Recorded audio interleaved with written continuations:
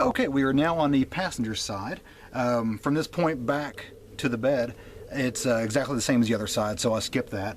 Now we are exactly opposite of the spare tire and tool rack, and this is your 50-gallon fuel tank. Notice I didn't say diesel tank, because you can use whatever the hell you want to in this to a certain extent.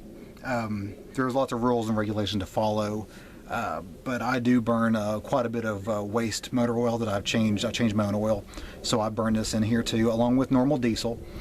It gets pretty much a standard diet of diesel plus whatever else I can find, so it's mostly diesel. Let's see, do not fill above this line. Follow that rule, because there's no vent cap on this. There's no way to keep the thing from expanding and actually causing a leak here, so follow that. And here is the fuel cap. Single half to a quarter turn. Got a chain on there. Normally just go ahead and put your fuel straight in there, not an issue. If you really need to get in there though, there is basically it's a strain down there that, oh, I'm leaking fuel. That wasn't smart of me at all. But anyway, that's a strainer in there just to make sure that you don't put any leaves or spiders or whatever the hell else could actually drop in there. And I made a mess, didn't I? Anyway, as you can tell, let me use a little bit of diesel fuel here, and I can non-vented, just like I just said. So that's the reason for that line. Now let's move on to the passenger side door. Passenger side door.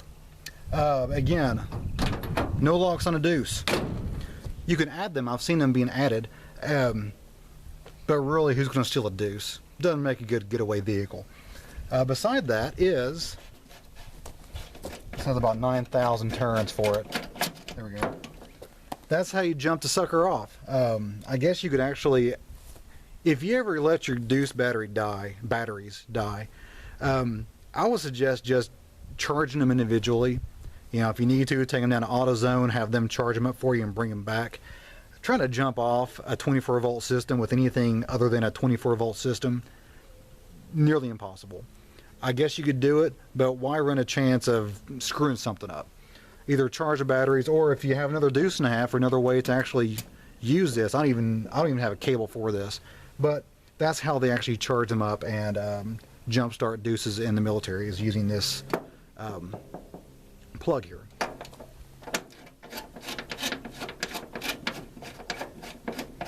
See, like 5,000 turns. Okay, we are now positioned underneath the passenger side door. Here is the battery box. Check batteries daily. Are you really going to be checking it daily? I don't check mine daily. I don't even see this truck daily. But I do have a tip that someone gave me before, especially any kind of vehicle that you're not going to be driving very often. You do want to disconnect the batteries before you park it for a time, because I only drive this thing once or twice a month at most. So you open her up. You got a big old battery box here. Of course, everything is made to keep from moving around when off-road. So you got pins. You got another pin here, another pin here. Then the whole thing just slides out. And you got your two batteries here. These are normal car batteries, just the biggest ones that Walmart had. That's what's in here, and they're linked together to make the 24-volt system. There's the actual linking right there. I'll show you a little better angle here in a second. And as I said before, basically just two regular big old batteries from Walmart. Here's one cable going in. I've got it linked here. That's the link that actually came with mine. And then it goes out, because it says a 24-volt system, not a 12-volt system. And now we've made it up to the front passenger side of the truck, front fender. Again, you have your turn signal, flashers, whatever, emergency lighting, whatever it is. Here's another access panel, but in order to do that, it's got the little, it's loose, it's ready to go, but you'd have to remove the air cleaner first. Now this isn't really the air cleaner, this is actually just a cover, just a cap, air intake cap, I guess, if you wanted to order one.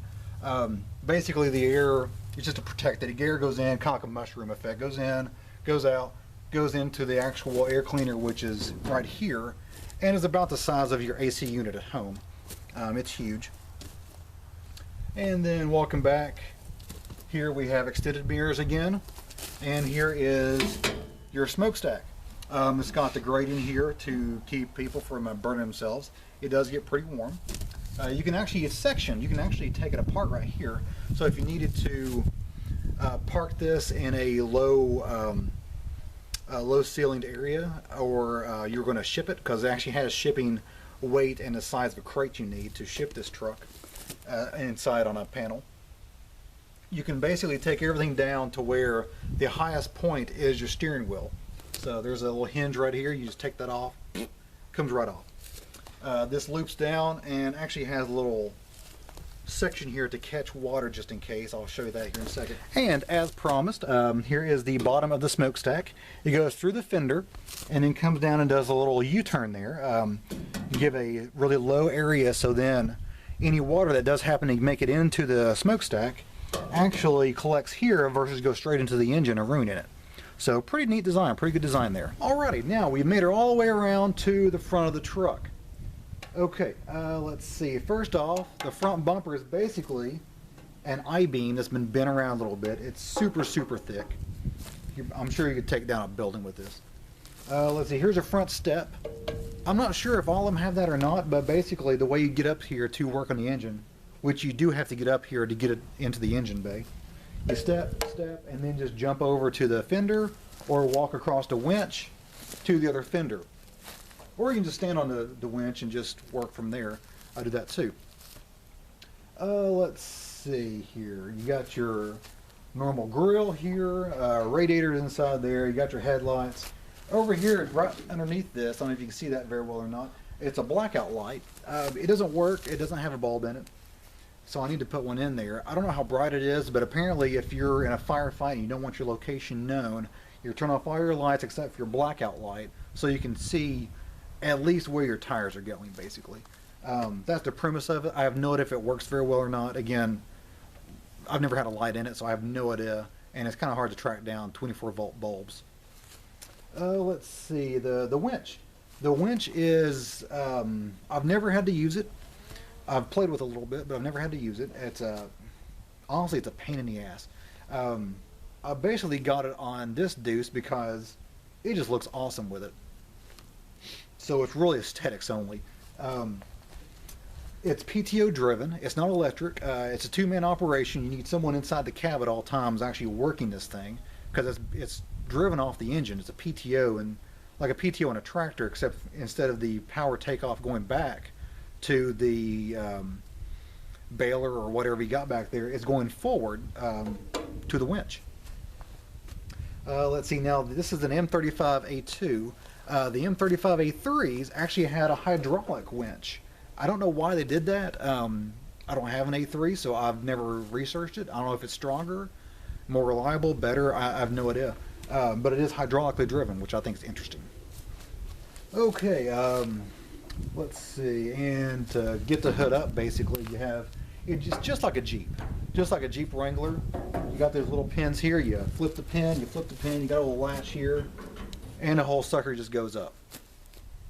And I believe that's it for a good high-level walk around. Okay, well that does it for a general walk around the outside of the truck.